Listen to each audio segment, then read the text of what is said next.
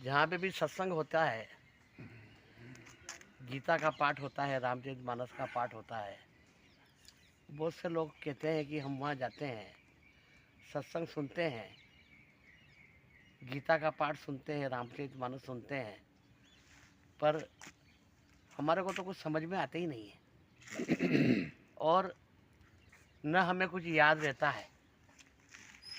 इधर से सुना इधर निकल जाता है, तो इसलिए क्या फायदा? सत्संग सुनने से क्या लाभ है? गीता के श्लोक क्यों सुने?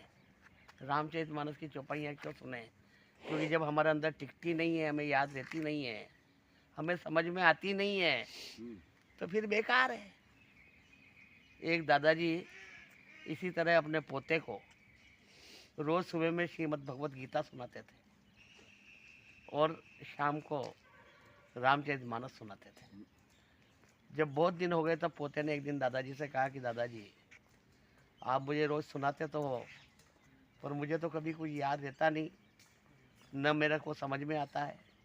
मैं इस कान से सुनता हूँ, उस कान से निकल जाता है। बेकार ही आप मेरा भी समय व्यर्थ कर रहे हो ना, आपका भी समय व्यर्थ कर रहे हो, इससे कोई फायदा होने वाला नहीं है। तब दादाजी ने पोते को कहा कि अब इसको समझाना पड़ेगा। उन्होंने घर के अंदर एक टोकरी जिसमें कचरा डालते हैं, सभी गंदगी डालते हैं, वो टोकरी जो बांस की बनी हुई रहती है, टोपला बोलते हैं जिसको, वो टोकना गंदा हो जाता है कचरा डालने से। इससे उन्होंने उसको टोकने को लिया, कचरा उसका खाली किया और उसके पोते को दिया कि जाओ, घर के सामने एक नदी बह रही है, उसमें से इस टोकने में पानी भर के लाओ। तो पोता गया और उसमें पानी भरा और पानी भर के घर तक आया, तब तक सब पानी उस टोकने से नीचे निकल गया, कुछ भी नहीं बचा। तो उसने कहा कि ये तो सब खाली हो गया रास्ते में, इसमें तो कुछ है नहीं। तो उन्होंने कहा कि एक बार और कोशिश करो, अब की बार फिर जाओ, पर जल्दी आना।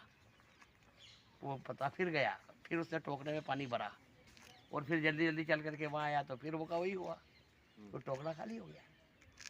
तब दादाजी ने कहा कि अब एक बार और प्रयास करो, अब की बार दौड़ के आना। तो टोकरे में पानी भर के लगाया और दौड़ के आया, फिर भी टोकने में कुछ नहीं बचा। तो उन्होंने कहा कि आप बार बार इस टोकरे में पानी भरवाते हो और इसमें कुछ बचता नहीं है, फिर इस टोकरे में पानी भरवाने का आप क्या फ़ायदा है? तो उन्होंने कहा कि मैं भी तेरे को रोज़ सुबह शाम गीता रामचरितमानस सुनाता हूँ, तेरे समझ में आता नहीं है, पर इसका फ़ायदा कुछ नहीं हुआ, ऐसा नहीं है। ये जो मैंने तेरे को टोकना दिया था पानी भरने के लिए और 3 बार तू लेके आया, पानी तो इसमें टिका नहीं, पर अब टोकने को देख ये कितना साफ, स्वच्छ और निर्मल हो गया। इसी तरह से तेरे को कुछ समझ में नहीं आ रहा, परंतु तेरा अंतःकरण इसको सुनने से शुद्ध हो जाएगा, तेरा मन निर्मल हो जाएगा, और चाहे समझ में आए नहीं आए, परंतु इसका फल कभी व्यर्थ नहीं जाएगा। तेरा मन निर्मल हो जाएगा, तेरा अंतःकरण चित्त शुद्ध हो जाएगा। इसलिए सत्संग सुनना, रामचरितमानस सुनना, गीता सुनना, इसका फल कभी व्यर्थ नहीं जाता है, किसी न किसी तरह से वो आपके काम आता है। बहुत सुंदर, धन्यवाद।